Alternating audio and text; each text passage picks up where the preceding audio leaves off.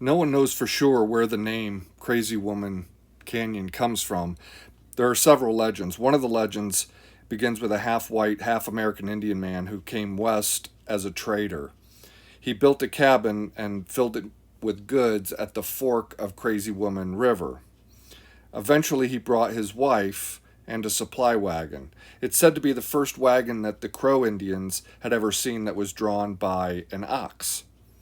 The man's wife was white and she was a stranger in the West. She did not know the Crow language and she was unfamiliar with the territory. Legend has it that the trader eventually started trading whiskey to the Indians in exchange for robes and other things. Well, the chief grew quite fond of the whiskey that was being traded, and he started acting kind of strange and funny. Um, the tribe eventually traced his behavior back to the trader and decided to order that the trader leave the area. If he didn't, he'd be killed. It was an ultimatum, but it didn't end up going the way the Crow thought it was going to go. The warrior sent to the trader's cabin to deliver the message was sidetracked with a drink of the black water, the whiskey. He joined the chief in relishing the taste and the new feeling that this freedom of the whiskey gave them. But the young leader spied the chief and the warrior partaking in the spirits and told the entire tribe what was happening. The warrior denied the accusations and called the young leader a liar. But the trader eventually confessed to supplying the chief and the warrior with whiskey. The young leader challenged the warrior to a duel, and the warrior was shaky. Having grown fond of the whiskey, he was speared by the young leader. The trader eventually had to leave to go get more supplies and more whiskey, and the Crow didn't trust him to ever return.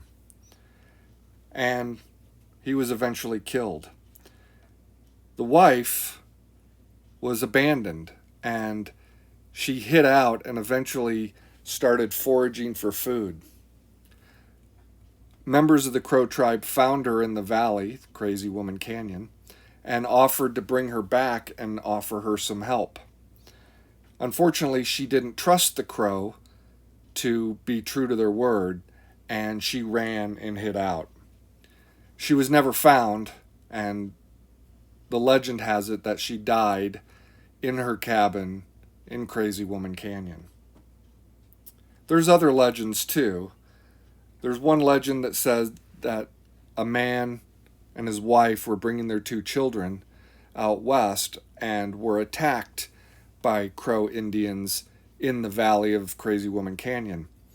And the husband and the two children were killed. The woman then went crazy, seeing that her family had been slaughtered, and she attacked the Crow and killed some of the warriors. Instead of leaving the canyon after her family had been killed, and after she had attacked the Crow, killing several of their warriors with a machete or axe, she stayed. She was found by a trapper, and the trapper tried to get her to leave the canyon, but she wouldn't leave her family behind. So he buried the family and built her a small cabin where he left her because she refused to leave.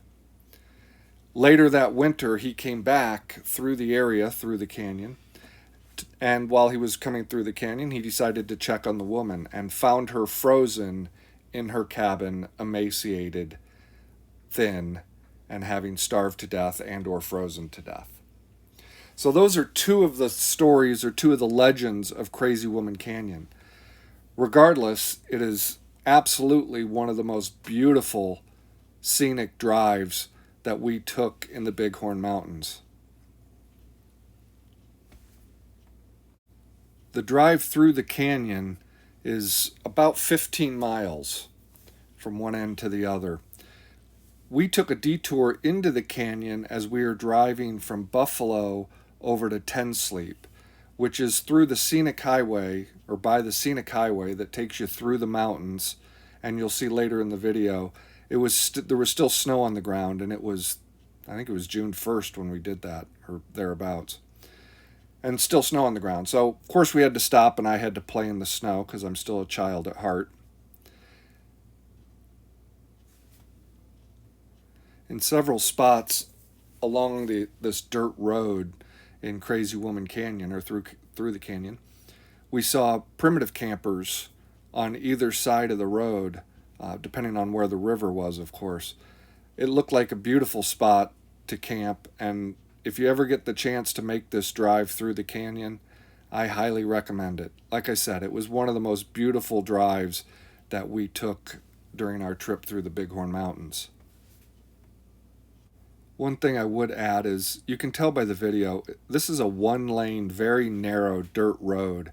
There were sections that were washed out on either side of the road, especially as it kind of slid down towards the river. So I would say it's not for the novice driver.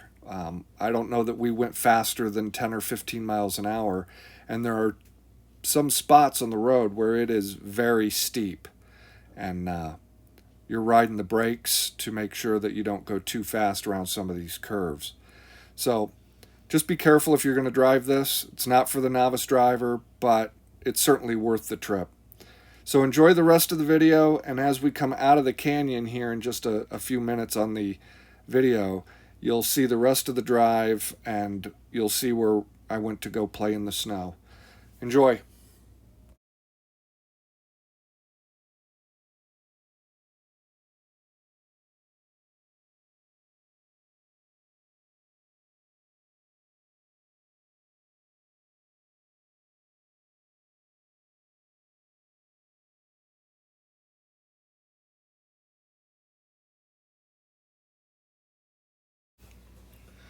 We were very fortunate to have a beautiful day. And look, there's snow right there. I know, it's not a big deal for a lot of you, but we don't get snow where we're from. So seeing snow as we're driving from Buffalo to Ten Sleep was kind of unique. Like I said, we had a beautiful day. Sun was shining. Awesome drive. A lot of switchbacks. A lot of steep grades, both up and down on this drive through the mountains.